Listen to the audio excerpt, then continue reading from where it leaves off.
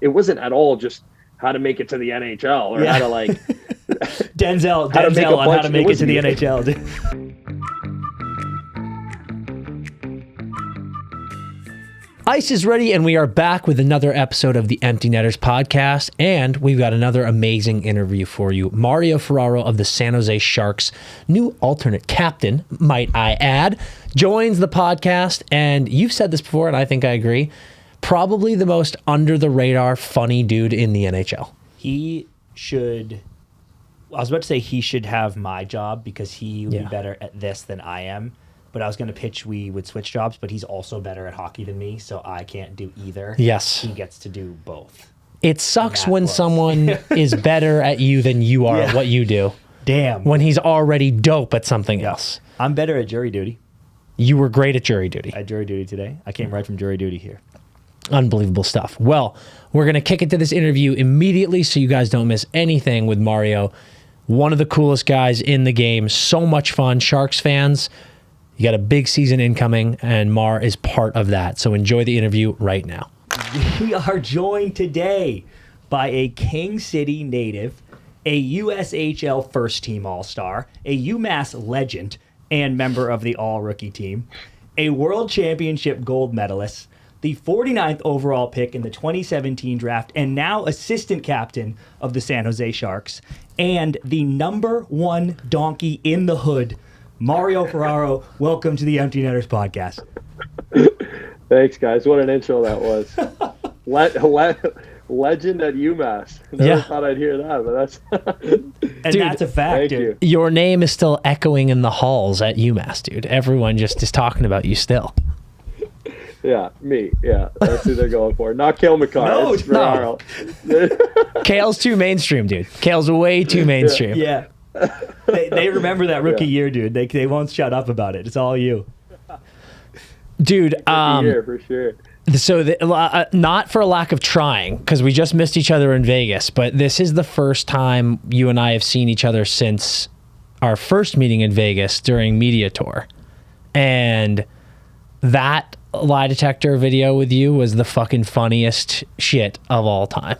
Like, you were making it impossible for me to do my job because you just kept making me laugh.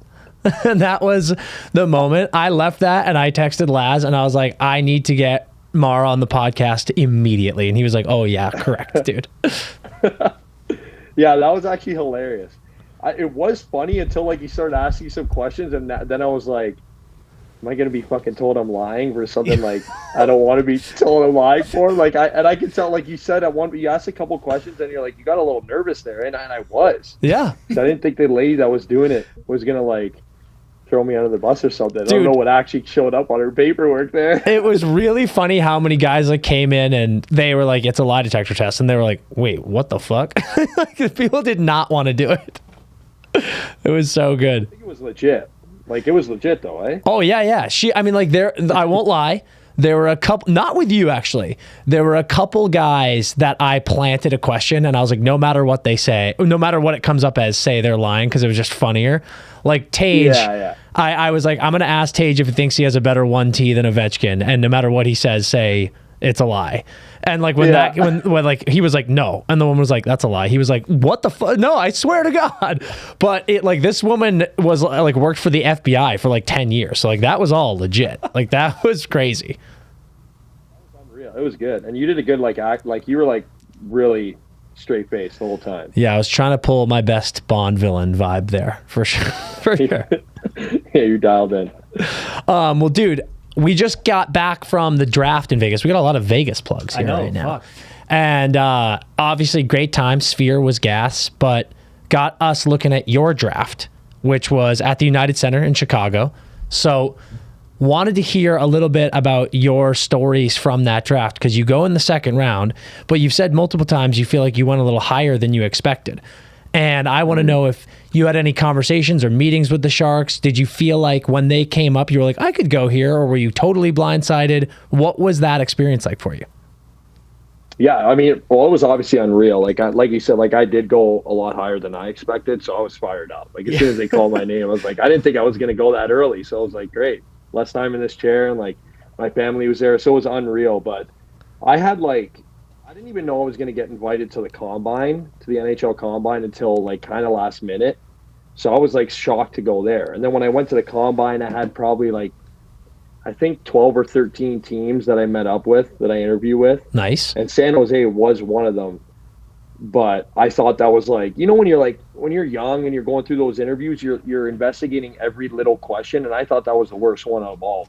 Wow. Because they had some like hard nosed questions, and Berkey was one of the guys giving the interviews in there, and he was like really serious. Like I got giggles out of some, like I got some people to laugh or whatever, and like that's kind of what I tried to do, like put a smile on my face and kind of see if I can get them to laugh. But in San Jose's meeting, like I felt like it was very like stale. Yeah. So I left. I'm like, as soon as I got that, I'm not getting drafted by San. Like every team that I went to, I'm like, I'm not getting drafted by them. Like, so then when I'm at the draft, like I had my family there, and I thought like the projections kind of say like, I think I was thinking like 4th round ish kind of, and then just they called my name in the 2nd round. I was juiced. My agent was there with me, which is obviously he would be there, but my mom, my dad, my cousins came down, so it was really sick, especially when I don't think any of them really thought I was going to go that high.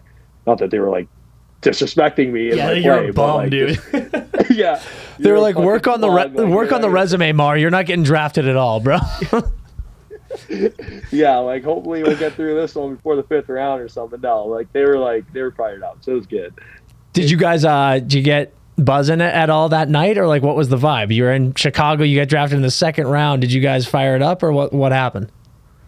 To be honest, like I at that time I was not like after it. Like I was still like pretty serious. Not that I'm not serious now, but I like to let loose, and like I could have a few beers now, you know what I mean? But back then, like at that time, I was a little more serious with everything, and like my family did. Yeah. My dad had a few drinks. My cousins were wasted. I was like a little more serious because I had the development camp coming up, and I was just like, I kind of like was motivated by that. But my family was fired up. We went up into the suite, right? Mm-hmm. San Jose had a suite, and Ricci was there, and Nabokov, like, and Reach comes up to my Italian family, like he's like all fired up, missing teeth, like he's juiced. You'll look like this one day. yeah. My nonna was there, hey nonna, like he's just like he's so fired up. Grandmother, so we call her grandmother. Yeah. Nonna in Italian, yeah. So he was like juiced. It was good. Dude, that's amazing. I feel we don't really ask everyone this question, and I feel like you are a perfect person to give a very honest answer about it, not to put you on the spot. But after the obvious elation fades away when you get drafted there, especially in your circumstance, you go a little bit higher than you thought, you have your whole family there. Is there a moment where sort of the implication crashes over you of being like, all right, holy shit, I just got drafted by the San Jose Sharks, a team with unbelievable history. I got to keep playing my best so they know that this was a good draft pick. And then eventually one day, hopefully I'm going to be playing for this team. Like, what are all of those emotions that go through you when you kind of look down the road at what getting drafted that high means for you and for that team, your family, and everything in between? Yeah, it's obviously like, I think what really hit me like when I'm going through that moment is like I have a lot of people at home that like I don't really talk that much hockey with, like I go to high school with and stuff like that, and they start to send me like clips or like videos of them watching the draft, to sending congratulations. It's like now they kind of see like, oh shit, like this guy's drafted now, like he has better chance of making it to the end. Like now they're like this can become an actual thing, right? So like that's when I'm like kind of stunned at the whole thing, like that this is pretty cool, and it's something I was obviously very honored and thankful to be selected by San Jose. And like as soon as I heard that too, like being in California, like I just like it was that wow factor for me, for sure. So it actually made everything a little bit more realistic, like making it to the NHL. It just made it feel a lot more realistic for me, because a couple of years before that, I didn't have a scholarship yet. I didn't make the Barrie Colts, and I was drafted in the 10th round. Like I didn't have, like obviously I had things going for me. I still felt confident, but like this was just a huge change over a couple years in junior, and it just like now I have a much bigger opportunity. And then when I went to camp, it's actually it's weird because I say this all the time, and people are like, wow, it's crazy. Like I went to camp, and I'm like, I'm seeing all these guys, these other players that were selected. And then I went to main camp even after I signed, and I'm like, I feel a little less confident of making it now. It was weird because I get there and it's like, these are all the best players now, prospects from previous years, prospects from this year, and it's like now it's the competition even higher. I'm like, I don't know, I don't know if I'll be able to do this in 2 years or whatever it was. So that I went to college. So it actually motivated me a little bit more to work even harder the moment I got drafted and after I went to camp, because then I'm like, okay, I got to step up and I got to do even more. So I went into UMASS for 2 years, just with trying to get to another level. So it was a weird change of emotion, from feeling good and then feeling like, I got a lot of work to do for sure. Terrified. Well, that's a perfect transition because I wanted to ask you about UMass. And my first question, and sorry if you've said this already, I just couldn't find it. How did you pick UMass? Like, were you looking at other schools? Did you have other offers, or how did you land on that in the first place?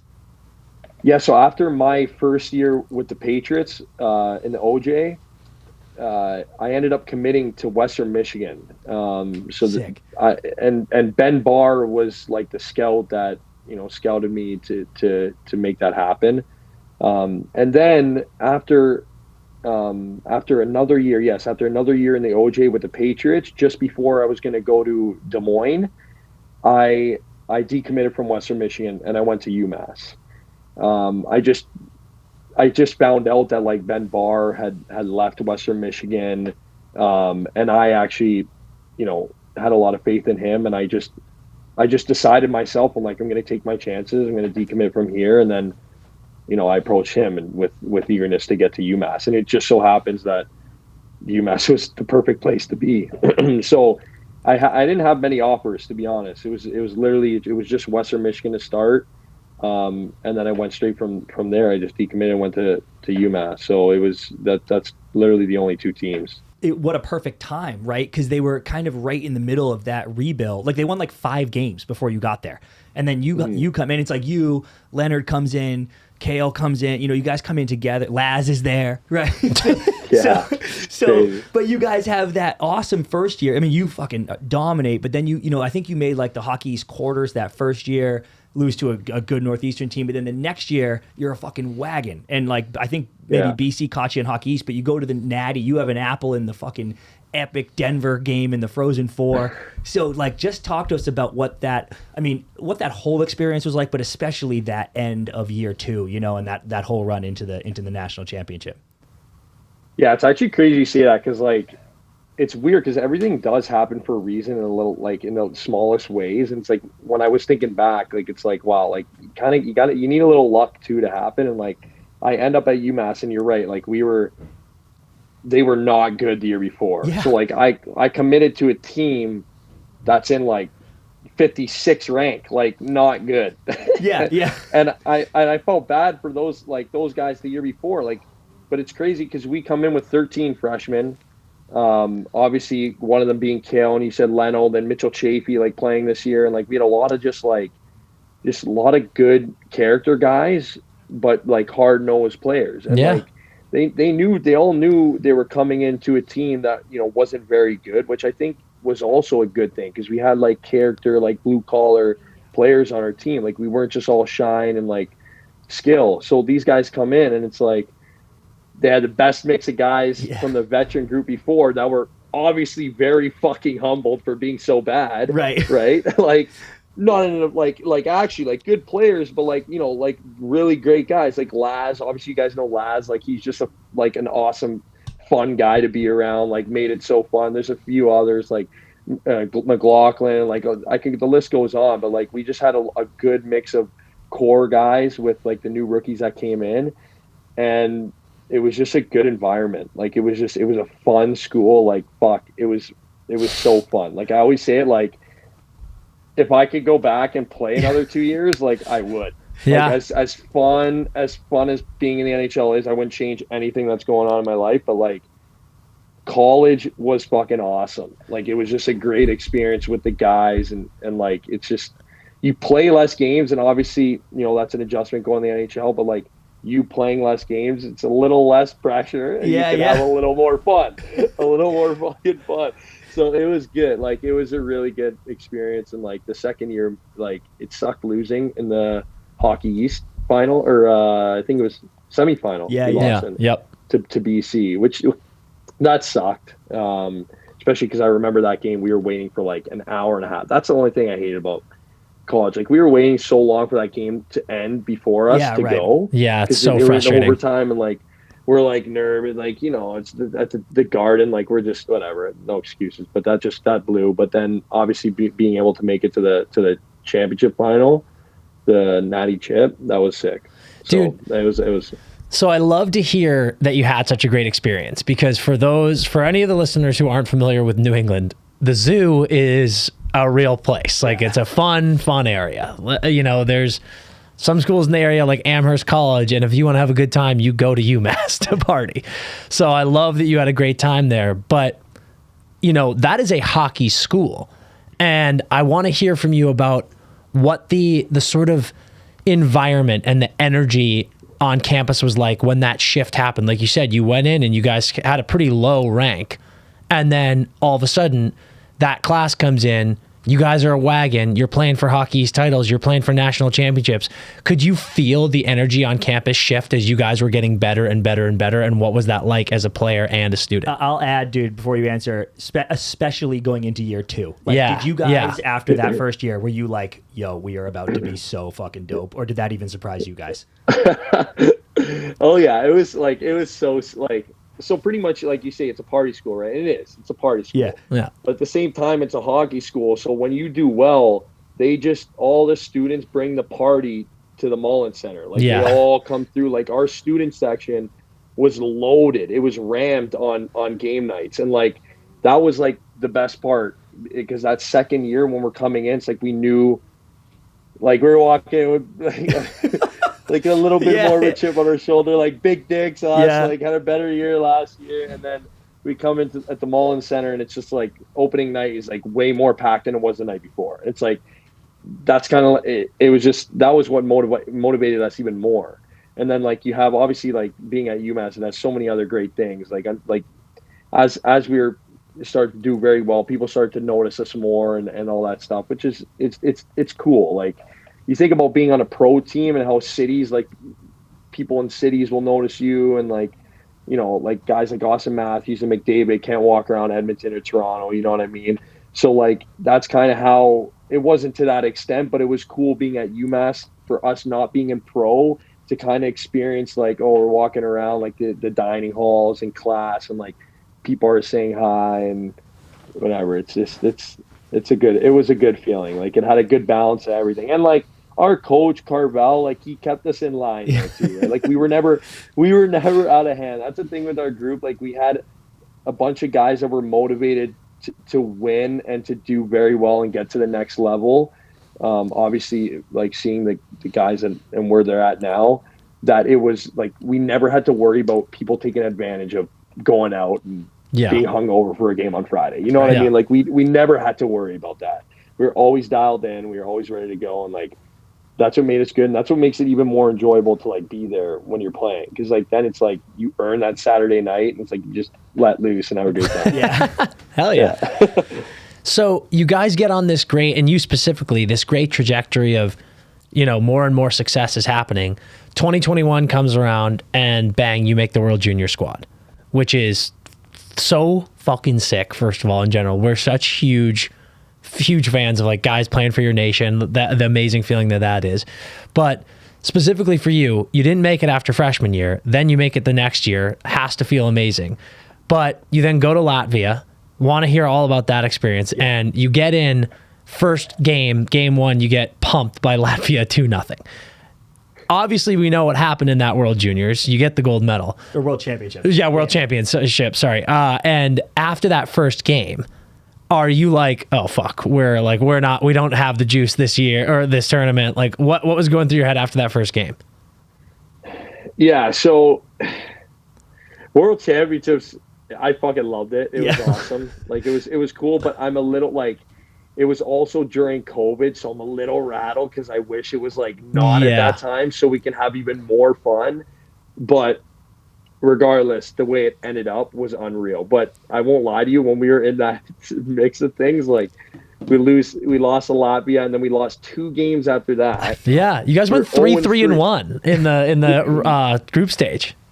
I think it's like one of the worst that Canada's ever done in the round robin. Yeah. And for me, like for me and like a lot of the guys in there, like 2 shit seasons in San Jose. Yep. I come here, Team Canada, like I'm like, we're gonna be fucking buzzing. Let's go. Like I'm excited for an opportunity to get back on like a winning, like let's go. And I'm like, am I the fucking problem here? Like we're you know, like 0-3, and like, is there something like what the fuck is going on? Like I was like, this sucks. Yeah. So but like the morale in the room never changed like throughout the whole tournament. Like we actually had a really, like, I don't know if that's, I'm not too familiar with, you know, Team Canada team. Like that's the only Team Canada team I was on. Like the World Juniors, I made it to the camp, but I never made the team. Right. Like, Yeah. I made it to the camp after that first year. So like I don't know if that's how it always is. Like guys get like bond really well. Like, but we had a really good group, and Gallant, our coach, was like, he kept us together throughout it all. Like didn't panic. You know, we played cards together. We still drank beers together. Like it was great. And then we just started winning.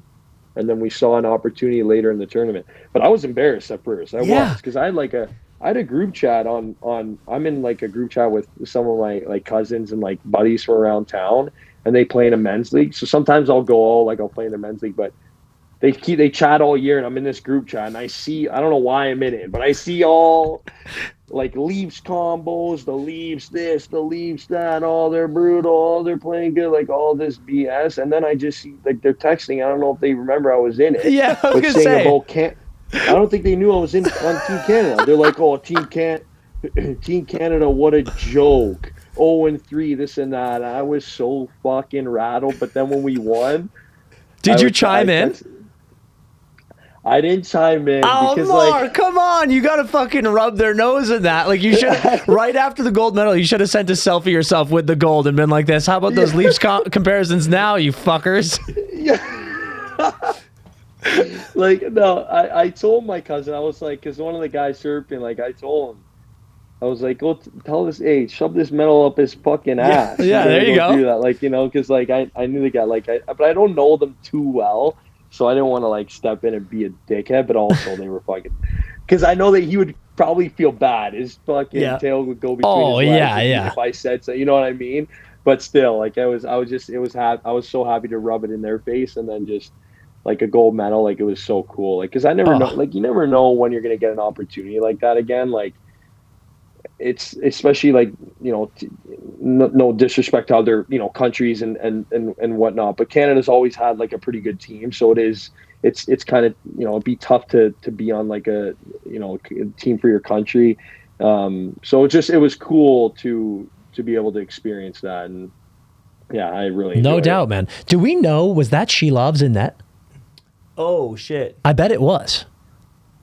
I can't. In that first game against Latvia, I bet that was She Loves in net. Yeah. We'll have our producer look that up, but that would be a funny.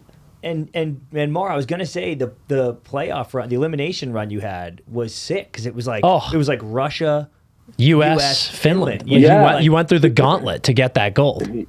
Yeah, like and that year especially, like every team was like pretty even, because like a lot of guys, like during like the COVID, there wasn't a lot of guys either said no or this and that, like because families, like you couldn't really bring your families and all. So that's another reason why I say like I'm very, like I feel really fortunate and lucky to be able to be in that position, because a lot of guys did turn down going and stuff like that. So it's like every team was pretty good though. Like it was a good competitive tournament. So like it was, we definitely did go on a run. We won in overtime twice. Yeah. So and dude, like you said, to wear that sweater and have that medal, like where does that's got to rank super high in your all-time career hockey memories, right? Oh yeah, for sure. Like I was, especially like with the way like the past few seasons have gone, like I've always kind of been in a competitive position. So like that really felt so good to be a part of. And it's obviously a dream to be able to wear the Canadian jersey. Like that was just like, it was surreal. It was surreal for me. I don't care if it was COVID. I don't care if there was barely anybody in the stands. It doesn't matter gold to me. medal, Like, baby. it was really cool. Yeah, a gold medal is a gold medal. It's still just as heavy. It's the same shit. Yeah, I can still use it as a coaster. Yeah. Yeah. Pausing the podcast real quick to talk to you guys about Cash App. If you're not living under a rock, you've heard of Cash App. It is without a doubt the best app in the game when it comes to sending and receiving money. And the reason is because Cash App is taking care of your savings with Cash App Savings. So when you get this money in your Cash App account, you're settling up tabs, maybe you're going halvesies with a buddy on something. The way Cash App takes care of you is when you get money in your Cash App account, the savings are making themselves go through the roof. They have so many benefits when you have money in your Cash App account. So it's not just sitting there doing nothing like some of these other apps.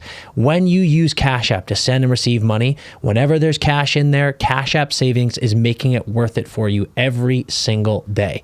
Cash App makes it easier for you to do all of these things like transferring back and forth while also taking care of you. So when it comes to one of these apps, Cash App is the only answer, no question about it.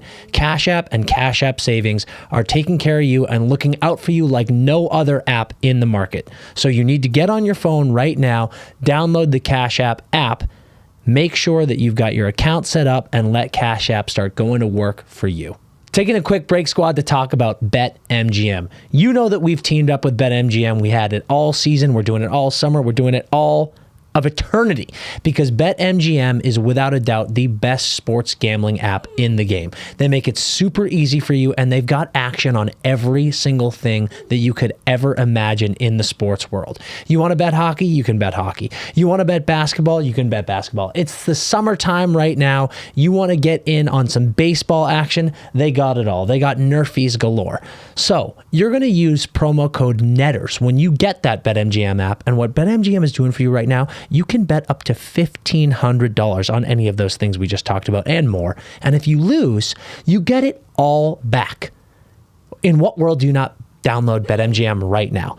BetMGM has you covered from top to bottom. They're taking care of you all through hockey season. Use that promo code NETTERS and get signed up today. Gambling problem? Call 1-800-GAMBLER. Available in the U.S. Call 877-8-HOPE-NY or text HOPE-NY 467-369 in New York. Call 1-800-327-5050 in Massachusetts. 21 plus only. Please gamble responsibly. Call 1-800-NEXT-STEP in Arizona. 1-800-BETS-OFF in Iowa. 1-800-981-0023 in Puerto Rico, or visit www.1800gambler.net in West Virginia. First bet offer for new customers only, subject to eligibility requirements. Bonus bets are non-withdrawable in partnership with Kansas Crossing Casino and Hotel. See BetMGM.com for terms. U.S. promotional offers not available in New York, Nevada, North Carolina, Ontario, or Puerto Rico. Pausing the pod because the 2024 Olympics are right around the corner. And if you aren't decked out in the sickest USA merch, what are you doing?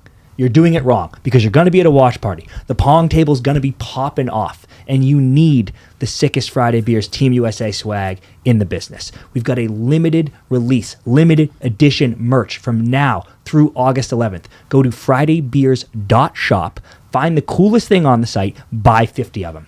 Get in there right now. Dude, okay, so I wanted to talk to you about motivation in general, because you touched on this a second ago with the World Junior thing. And I saw you talking to Laz about this, which I love. This is why I'm asking.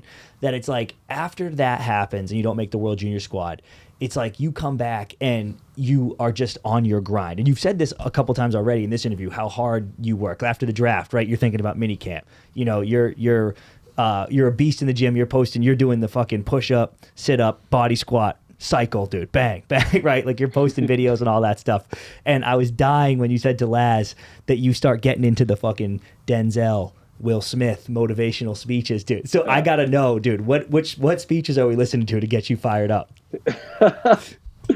So I was like, yeah, I was listening. I usually go through these phases where I'll listen to these. I like the speeches because it's like the way they talk and the things that they say, like they're really good at like communicating. I don't know. It's like with the music in the background, it just gets me fired up. Yeah. So I was listening to all those, like a lot of actors like have these videos on YouTube. So like Dwayne Johnson, Will Smith, you said Denzel, right, was a big one. He has like a long speech. I can remember his whole thing now. I've listened to it so many times. Another one, Matthew McConaughey. That was a big person that I listened to a lot of his stuff.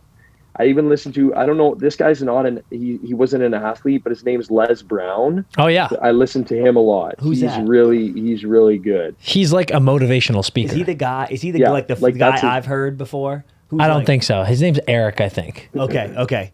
So yeah, keep going. So wait, Mar, Yeah. a lot of these aren't like, they're not speeches from movies. These are just guys giving speeches. Yes, like pretty much like life advice, working hard, like pretty much their way of like working to get to where they are, like their mindset, how they viewed life and what's important to them, or like how just advice on how you should go about life, sort of thing. And it wasn't necessarily about it wasn't at all just how to make it to the NHL or how to like Denzel on how to make it to the NHL. Dude.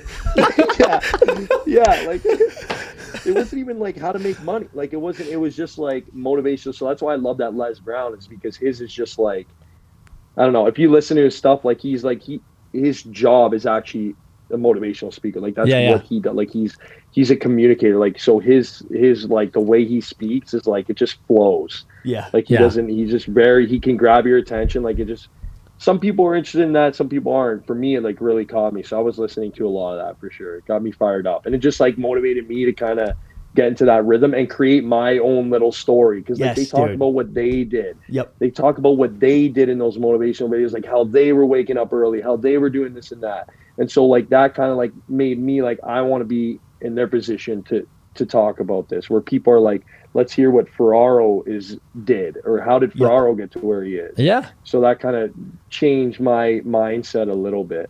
So yeah. Dude. So I went into that year like kind of being crazy with it, I think.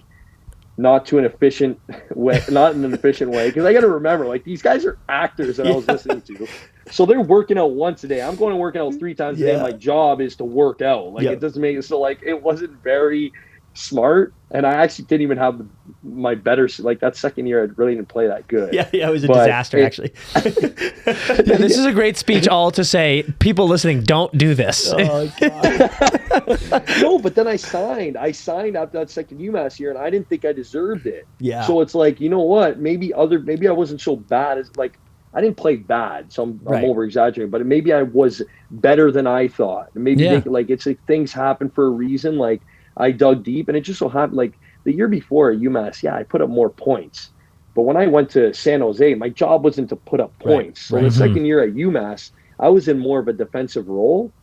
And it actually helped me, because when I went to San Jose, the first thing said is, we don't need you for your offense. Yeah. So it actually turned out to be the better scenario for me, because I didn't go into UMass like, it wasn't, I wasn't going to be a 40-point guy anyway in the NHL, like Cale Makar was his first year, you know? So like, it didn't matter to me. Like, it was more important what I did that second year was more valuable in getting me prepared for San Jose. Hell yeah, man. There's something really special about Mar listening to speeches about improving yourself while improving himself. Yeah. Like it's really like the fact that you're doing that in the gym. It's like a beautiful combination of psycho shit and also truly incredible. Yeah. I love it. I love it so much. I want to take you away from the ice for a second and talk about some of the other things that you're into. You've recently got super into camping. In fact, for the listeners, as we were talking about you coming on the pod, we bounced around the idea of going on a camping trip, that we would do like a podcast with a camping trip, which we still should do, by the way. But I'd come and meet you. Yeah, that's what I'm saying. That would be dirty. You've hit Utah recently, hitting the national parks. You've been all over, and you're getting into it more and more and more. And I want to know, how did this start? And what is it about camping that you find so fun, relaxing, and just a great thing to do, especially during the off season? So I've always I've camped growing up. Like, it wasn't, obviously my parents would take me and my sisters camping, and we go on we have a lot of family friends that would join us, and we go camp in northern Ontario. So I kind of got, some enjoyment out of that when I was a kid. But recently, being in California, like on the West Coast, like, you see all of this, like all the great views and the places to see are just, they're unbelievable. So when I was there, I saw, like, when I was my first year, Burnsy actually used to come to the rink in his Ford Raptor, and he would have a massive, like, thing on top of his truck. And so I was asking him about it, and it's actually a tent that comes down from the truck. So Burnsy kind of got me into like what he was using, like, right, like the tent and stuff like that, like his kind of way of like camping. Because he also had like RVs, and he would do drives back and forth to Toronto. So like he was like he was camping, but also into that like being mobile and just living on the road kind of thing. You know what I mean? Yeah, so, like, it's different. He's a rubber. He's a rubber, not a leather. Yeah, that's what they say. Yeah, so he kind of got me, and then when I was looking for a car, so I drove a Kia my first couple years, and the boys always chirp me. You got like Carl. You got to get a new car. You got to get it. What is that? You got to get a new car. What the fuck is that? Yeah. Like one summer, I parked my Kia under these pine trees in Toronto, and it got sap all over the car. Dried. Yeah. Sap dried to the car, and because it's so hard to get that out. Oh my god, dude. It's nearly impossible. Like, you got to get it detailed. And I was like, I'm not getting it detailed. So I just drove around with it all year. And Carl's like, what the fuck is this? You know, like, so. You're you can't valet it. Yeah, you're like, Carl, buy me one, fuckface. Like, Jesus Christ. Yeah, seriously, driving around this Ferrari. Anyways, so I was like, okay, I'm gonna get time for a new car. I gave in that Kia. I actually got great money for it too. I got like 11 grand. I only paid like 16 for it, so it was like perfect. I got almost easy. Yeah. But then I went to go buy a 4Runner, and the boys are like, holy fuck, not much better. Yeah. But I loved it because I had a plan. Like, actually, my girlfriend was kind of motivating me to get a 4Runner. She's like, you should get a 4Runner. Like, those are pretty cool. She drove a Jeep. I was like, okay, you know what? I'm gonna look it up, because at first I was like, I don't know. You see them everywhere, or whatever. But then I looked it up, and the modifications that you can do on those things are crazy. Yeah. Oh yeah, it's nuts. You can really trick those things out. Wild. Yeah. So I bought it. I bought the 4Runner 2021, and I just put so much work into it. Like, a crazy amount of work where I could have bought Mercedes or a nicer car. But I decked it out with like these bumpers on the front, back. I put a rooftop tent on it, just like Burnsy had on his truck. Sick. I went like the extra mile. I currently have like gas tank and water tank on the side. I have like these max tracks, which is like, if you get stuck, like if you're off-roading, you get stuck in sand and dirt, you can put them under the tires, help you get out. I put a lift on it, suspension, tires, so all that stuff, lights, like jacked it up. So now every summer, like, I've been trying to get into, like, I want to put it to use because it's so hard to use it during the year. Like, I can't go anywhere. So in the summer, I do like a 3-week trip with McKenna. And we, like, last summer we always come down south. We come to you guys in LA. Yeah. And because we love it. She went to school there.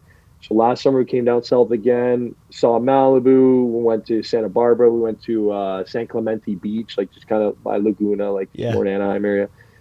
And then we started making our way north, went to Utah. We did like sort of the Midwest. Utah has so much to see. Zion National Park, like crazy amount. Oh yeah. So then this year it's like, we're going to do the same thing, but instead we're going to go up the West Coast, because there's a lot that we didn't see. Like, I didn't see Yosemite. So this year we did Yosemite.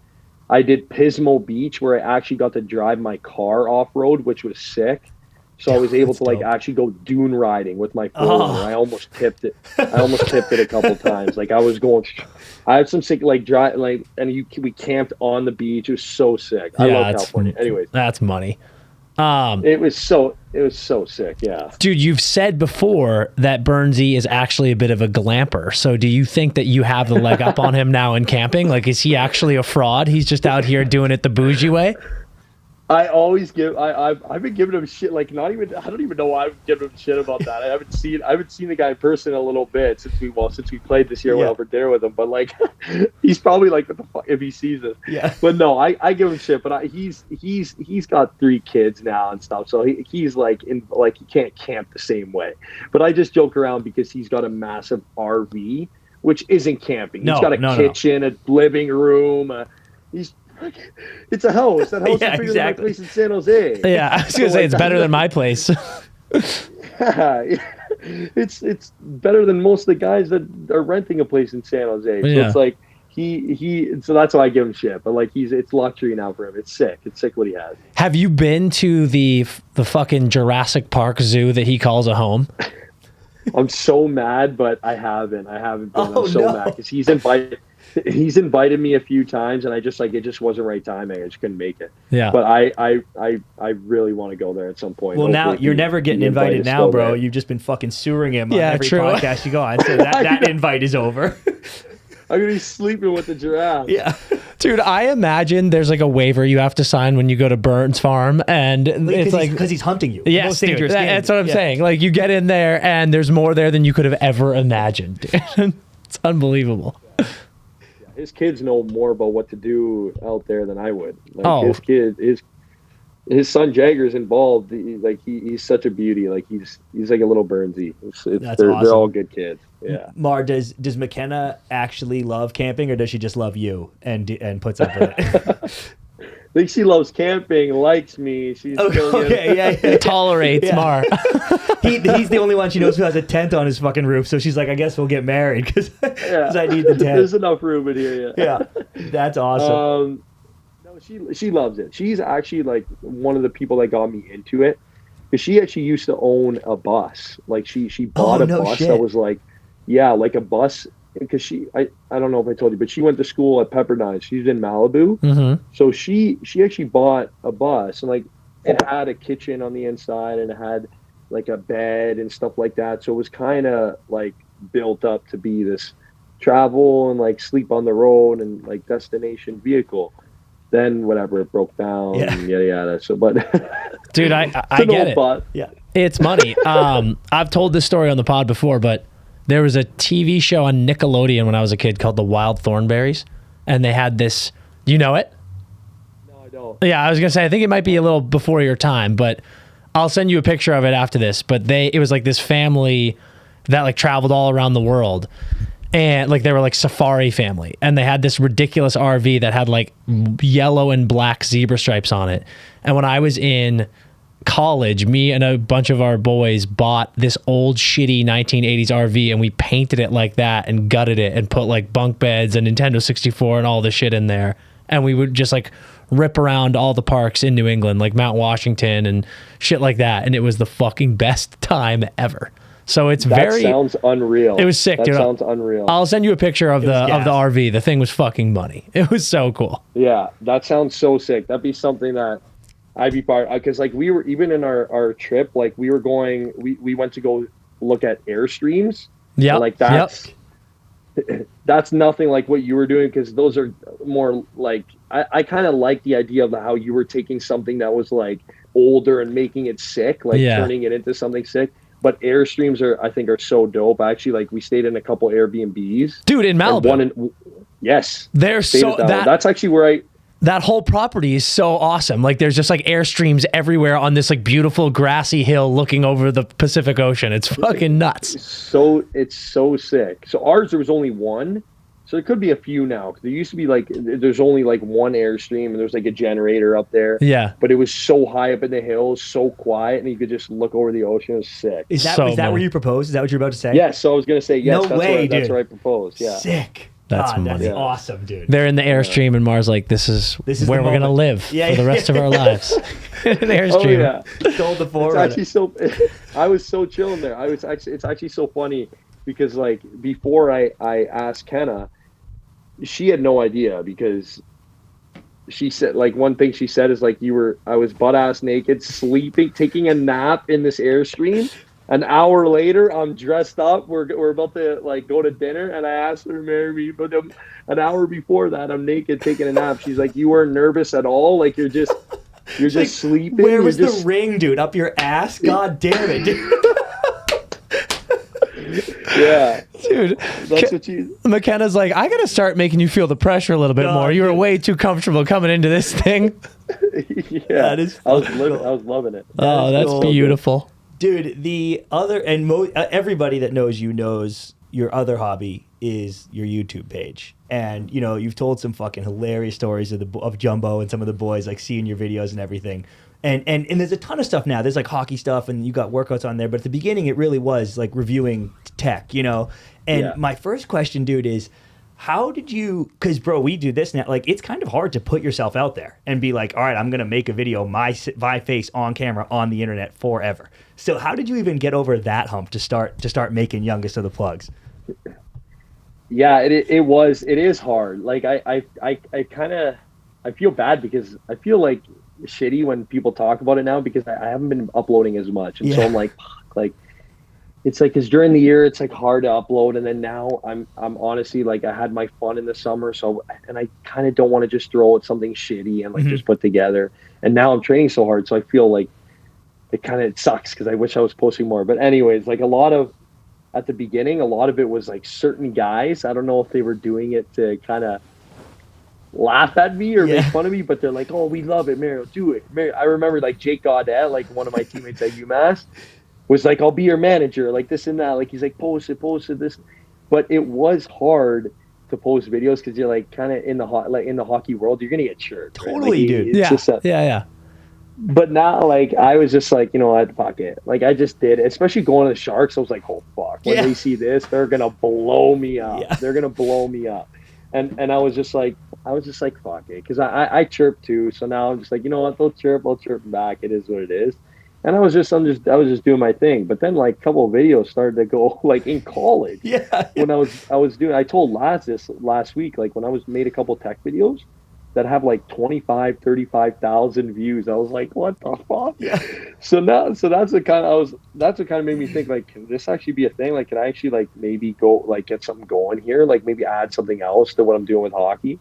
And then it's just changed over the years. Cause as much as I love doing it, like I like making the videos, I just love hockey more. Right. Yeah. Like hockey's just my passion. That's where it is. So like anytime that hockey comes up, which is every day, I don't have time for it. So it's like now it's just like kind of fizzling out. But I love that people were literally making decisions to buy shit based on your review. Lots of them. That is a real thing. Lots of them were.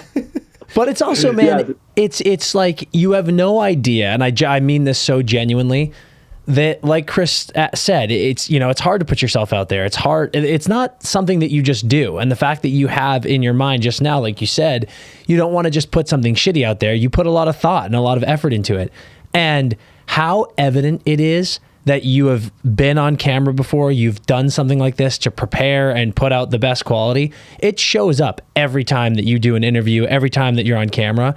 And you're going to be surprised how valuable that is in your life throughout your career and especially after, because like it is so obvious. It truly, every time you do something like this, we're like, yep, he knows what he's doing. I appreciate you saying that because like a lot of it is really just kind of trying to be yourself, and when you can be in front of a camera, it's harder than you think. Like, just kind of just be yourself. So I appreciate you saying that for sure, because it is something that, you know, I do take a lot of pride in being someone who can, you know, talk to the media and kind of do that sort of thing, like having that image of, you know, being kind to the media and being outgoing in that way. So thank you for that. But it's definitely something that, you know, you get better as you do it. And I feel like over the years, like it's kind of been more of a who cares what people kind of think. And then it ends up working out for you because you look better when you're just being yourself. 100%. Exactly, dude. 100%. What's one of your favorite things you ever reviewed? What's one of your favorite tech gadgets? I think, well, like the one that blew up for me was the MacBook Air. Yeah. I did a review on a MacBook Air, and I loved that thing. It was so good. It got me through college. Like I loved it.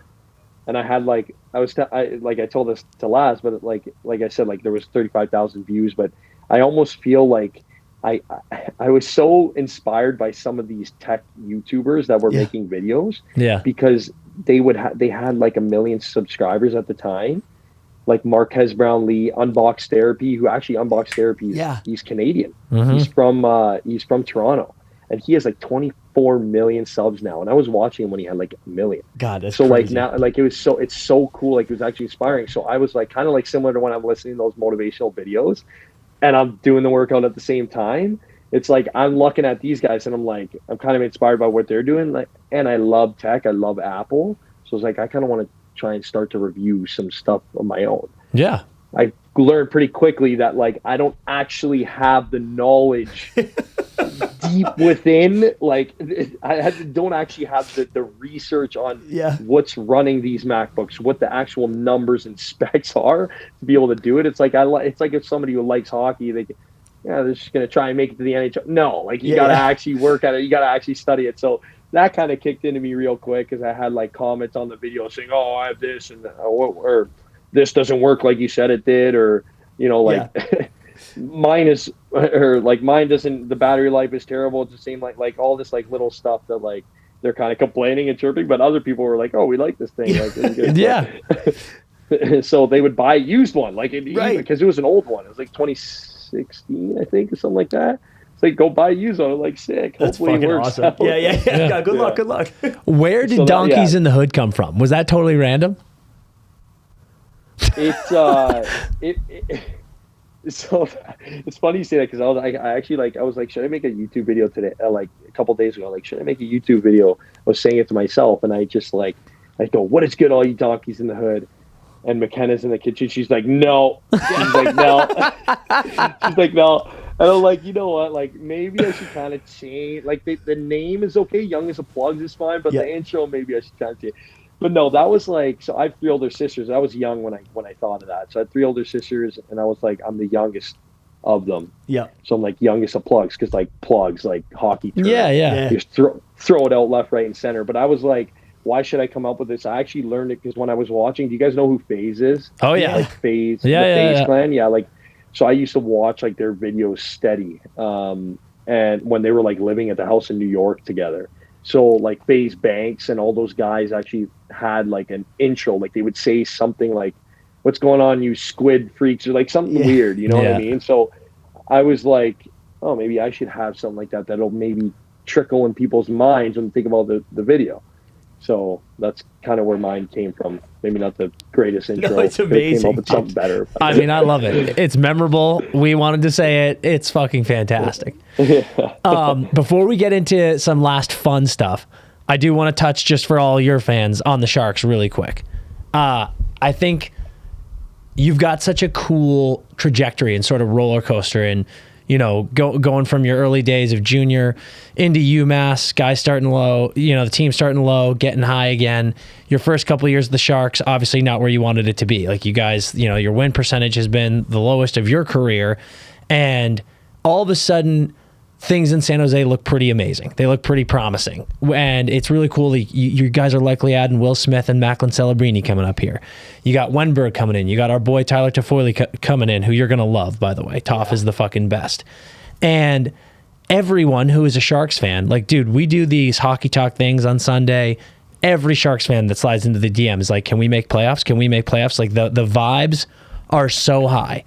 What does it feel like being one of the captains of this team, the team that you were drafted by, you've been with your whole career, and all of a sudden you can feel the energy shifting, almost like at UMass when you felt the energy shifting? How cool does it feel right now? And, you know, what goes through your head as you've been this very motivated guy your whole career? You use that as you prepare. What does that added element feel like right now? I'm super fired up. Like, I'm just as fired up as all these fans seem to be. Like, I think a lot of guys in our room are really hungry, because, like, at the end of the day, like, when you're on a team that's struggling, it's a motivation for you to, you know, win as a team, but it's also as an individual. Like, it doesn't look good on you when you're struggling on a team. Like, no individual is going to look good. Like, you know, for example, like, I know we joked around about this on Laz's podcast, but like, plus minus, like, you know, players want, like, I'm a defenseman, I'm a defensive defenseman. Like, I want to have a good plus minus. Like, it's like your numbers, you know, aren't the important thing. It's a team success, but your team success will help you look better as an individual and have better numbers and, like, play better and make more money and have a successful career. So, like, I'm really fucking motivated to have a good year. I think that a lot of guys in our room are super pumped up. I always feel good at the beginning of every year. I know we made a lot of good changes this year. Like, we got a lot of good, you know, promising players coming up, obviously some that you mentioned, but I always feel confident on a clean slate, 0-0 start. Like, I'm always really excited. So it's just, this adds on to that confidence and believing that we can be, you know, even better. And Are we going to make the playoffs? I don't know. I can't see the future, but we're gonna be there. We're gonna be right in the mix because, like, that's the only thing. That's all we want. Like, that's all we want. That's all we think about. As it's the first thing that comes to mind when we put our skates on. Is like, we want to win. Like, we're otherwise, like, what are we doing this for, right? So that's the most important thing for us. And I think that we got a lot of guys in the room. Like you said, I'm gonna love Toffoli.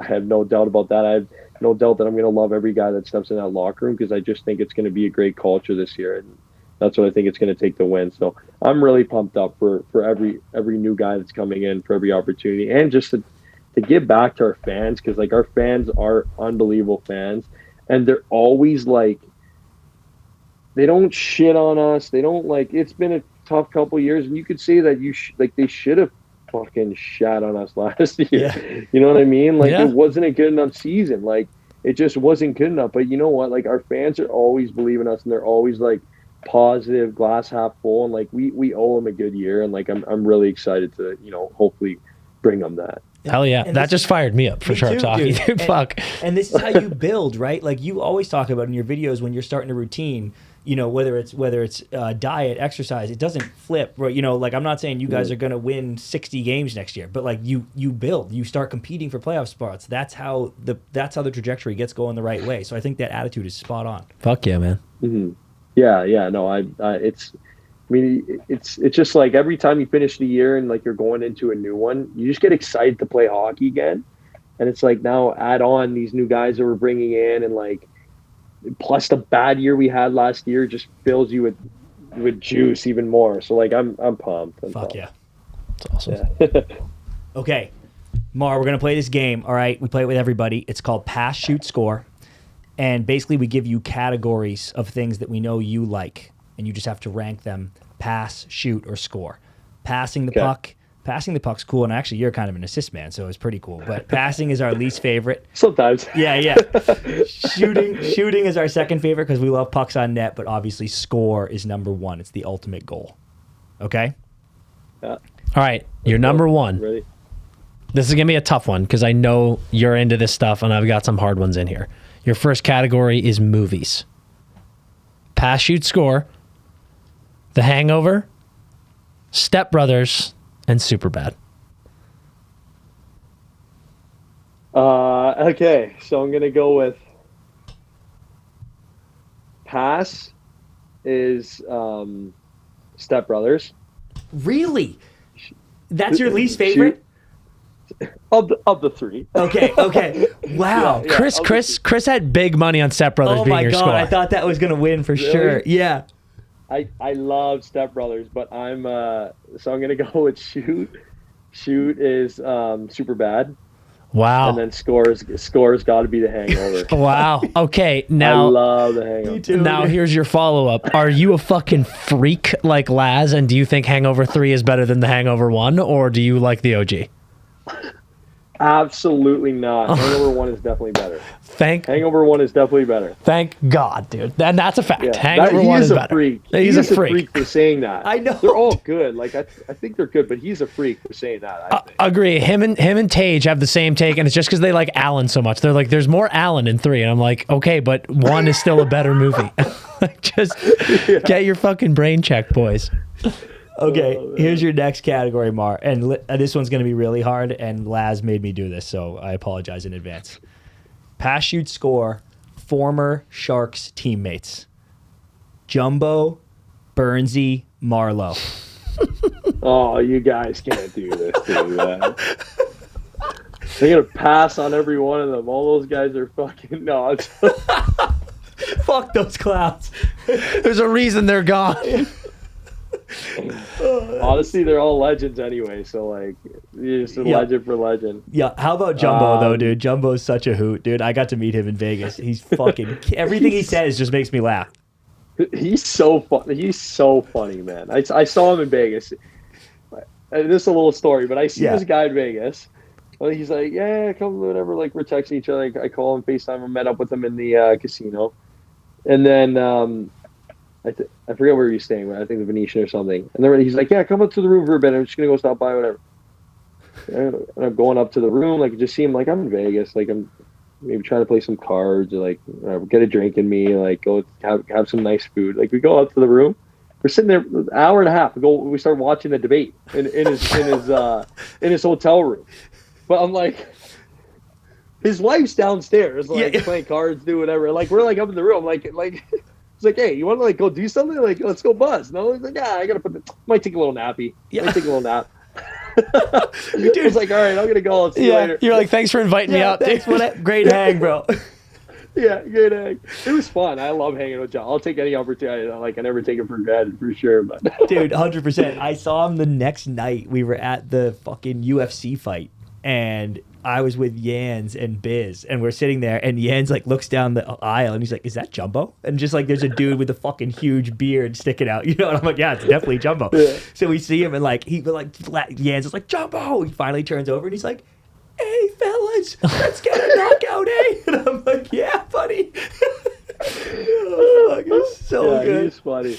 No, I'll answer the question. I'll answer it. Oh, okay. Wow. Okay, go. Yeah, I'll answer it. It goes based on like my best relationship with the guys, especially currently. Yeah. But pass for Patty, shoot for Burnsy, and then score for Jumbo. Yeah. Even with the debate. I'm with the debate Jumbo, debacle. I see Jumbo all the time. Like I see Jumbo all the time. Burnsy's in Carolina. He's obviously still ripping it up, and like Patty, I don't see as much. Like I haven't seen him as much. He's whatever. He's just not around as much as I see Jumbo. So how awesome is it having Jumbo, back around the boys with the team? It's great. Like he's so funny because like I can like anybody can go around him and feel like they're somebody, which is like that should be the standard of a good person. But when you're like as famous as Jumbo is and has had the career that he had, like I could bring a rookie and a friend around him, and they're just like they're best friends with him. Like I had his place in St. Thomas. Like I went up there a couple years ago, and I brought a friend from King City. His name's Stefano. He already has a nickname. His nickname's Stifu. He calls him Stifu, and he's just in the like he's just part of the crew. Like Jumbo, like we were messaging in a group chat one time. Like I sent him a couple photos of us when we were in Vegas. He's like, where's Stifu? Send him a pic. See what he's doing. Yeah. So he just like makes guys feel really comfortable and makes like all these young players coming in feel good. We were playing mini sticks actually one time, and I don't know. I'll just bring this up because I think it's funny. But we were playing mini sticks one time in Jumbo's basement in St. Thomas, place in St. Thomas, and his son was playing with us, and my buddy Stefano didn't think he'd be put to work when he's around his kid. Like, grab a stick, we're playing, and he's playing net, and I'm playing like whatever. Me and River are just playing in the middle, and then Jumbo's playing net at the other end. And Steph has a stick in his hand. He's like fiddling around with it. It's a wooden stick, like just like the blade of like a regular size stick. And he like looks at it twice. Bobby Orr's signature. Like, oh Jesus! Steph's like my buddy Steph's like, dude, playing mini hockey with Bobby Orr's signed stick. What am I doing here? God. Like, yeah, it's so funny. It was good. That's just the Sandlot part 2 right there, right? Yeah, someone's like, "Oh yeah, it's Bobby Orr." Yeah. You know him. You know him. Player. Yeah. Steph snaps it in half by accident. Oh, that's fucking great. So Okay, your next one. This one might be super hard too. This one's Italian dishes. So pass, shoot, score. Penne alla vodka, gnocchi, or fettuccine alfredo.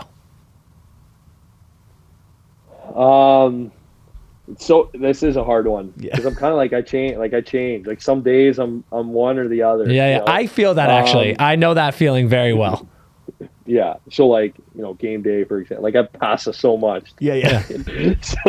so many different occasions, and it's all pretty much the same thing. But Italian, that would be the disgrace to Italians because they carry the sauce differently. Yeah. So every shape of the. Yeah. So no, I would go. I'm gonna go pass for penne alla vodka. I'm going to go shoot for fettuccine alfredo and score for gnocchi. Wow. I love gnocchi. Wow. I love it. That. It has to be, but that's it. The only thing about gnocchi is it has to be like good. Like it has to be like my nonna used to make like the best like homemade gnocchi. Yeah. Some places don't do it as good. You got to go to a good spot. Oh, dude. So, but some places wreck it. Like I don't even trust it unless I'm at a super fancy place that is recommended to me. Yeah. Now, it's no for sure because like they'll be like harder, like they won't be like pillow. It should be like pillows when they enter your mouth. God. How's yours, dude? I know you're making it now. How's yours dish? Terrible. Yeah, I knew it, dude. I knew it. Yeah, it's a fucking disaster. I screwed it right up. Was your Nona the goat of the family in the kitchen? Both my nonas are the goats. Yeah. They like one of my nonas passed away, but they were just amazing. Yeah. Like they just and quantity. Quantity. And I'm like, I always make the joke of like my cousin Anthony, like we always like joke around like we're quantity eaters. Like we don't, if the quality's this, we're okay with it, but if it's just got to be a lot of quantity. Yeah. So we just love to eat. So like my nonas like didn't disappoint on either area. It's quality and quantity. Yep. So good. Are you using her recipe or are you just winging it, dude?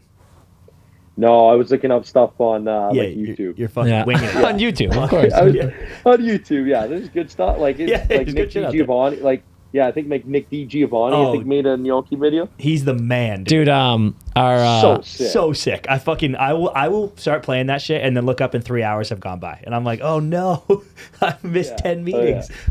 Our producer right now is just smirking at the quantity stuff. He comes from an Italian family, and I feel like you can relate to that comment. I'm dying right now. Yeah, like it's actually like my McKenna's like, you're not a garbage disposal because like I just like at the end of the night, like I'll go up after this 9 o'clock. Oh yeah, I might overeat something, like get like a little late night meal. Yeah, you got to, dude. You got to. Yeah. Oh, that's so good. Okay, here's your last one, dude. This category is Apple products. Okay, pass, shoot, score. Your iPhone, your iPad, or MacBook Air.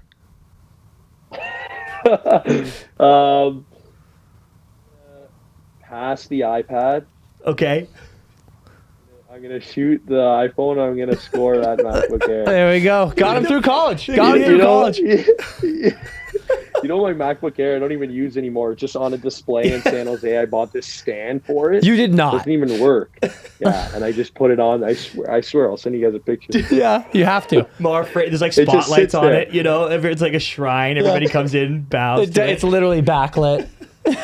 Yeah, my sister doesn't have a computer right now. So when she came, at the time that she came to San Jose, she saw the house. She's like, "Oh, can I use this? Like whatever, you know." Like, no, it doesn't work. It's just there for display. Yeah. You're like, that hasn't worked since 2021. Dude. It's framed. He framed it. Yeah. Yeah. Oh my God, damn it. That's so good. All right. Well, Mar, this has been unbelievable. You just crushed that. This whole episode's been an absolute blast. Before we let you go, is there anything you want to shout out? Anything you want to plug? No plugs, man. I just appreciate you guys having me on here. I love this kind of stuff. So thanks for having me on. That's it. Hell yeah, man. We gotta go Sharks. Hell yeah, Sharks. dude. Go Sharks. Be a huge year. We're gonna have you on again soon for sure. Yeah.